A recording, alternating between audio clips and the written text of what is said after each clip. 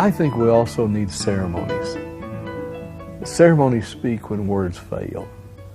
When you don't know how to say it, you don't know what to do, it helps to have something that says it for you.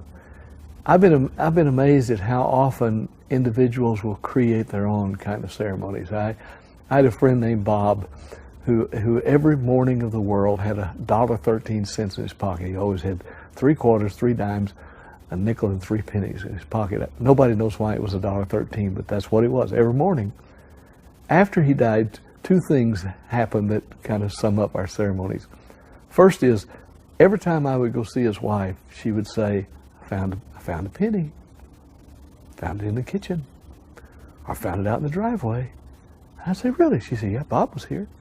Well, the tendency is to argue with that. The tendency is to say, no, it really isn't. I almost got to the place I wanted to go over there and drop pennies, because finding a penny was a way for her to express her loss, to express something that what she was feeling for Bob. The other thing is that when we buried Bob's ashes, we had a separate ceremony for that. It was almost like a second funeral, and we built that on purpose. And we had people speak, and I spoke, and the family put the ashes down in the place in the marker themselves. And I was going to put the top on it, and the son came over and took the screwdriver away, but he wanted to do it, and the grandkids stopped him. And they lined up without the family knowing this, and they put $1.13 in the casket, 3 quarters, 3 dimes, a nickel, and 3 pennies. They were in that ceremony expressing grief that they could never put into words. And just as we were leaving, I looked back, and they lined up and got on their knees, and they kissed the marker.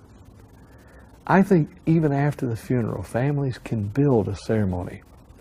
Each Christmas of our lives, we light a candle because we had a grandson born on Christmas Eve, died Christmas Day.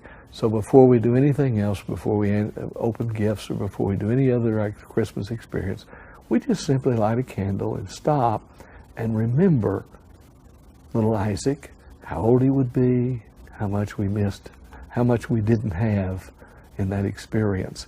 And something about having that ceremony that we look forward. The grandkids now will ask me who's going to light the candle, or sometimes they'll volunteer to light it, because that has become a very meaningful thing. Too often, families tend to create elephants in the room that nobody talks about. The person who died is never talked about.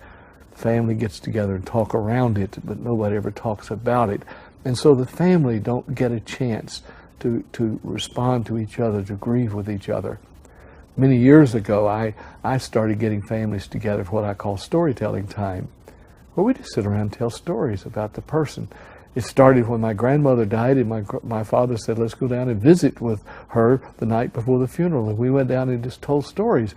And I didn't realize it, but in the family telling stories, you break down all those barriers. You get rid of the elephants in the room. You're able to grieve in front of each other, and you're able to grieve with each other. And those kind of experiences can become ceremonial almost, in the sense that we get together and we feel free to talk about the person.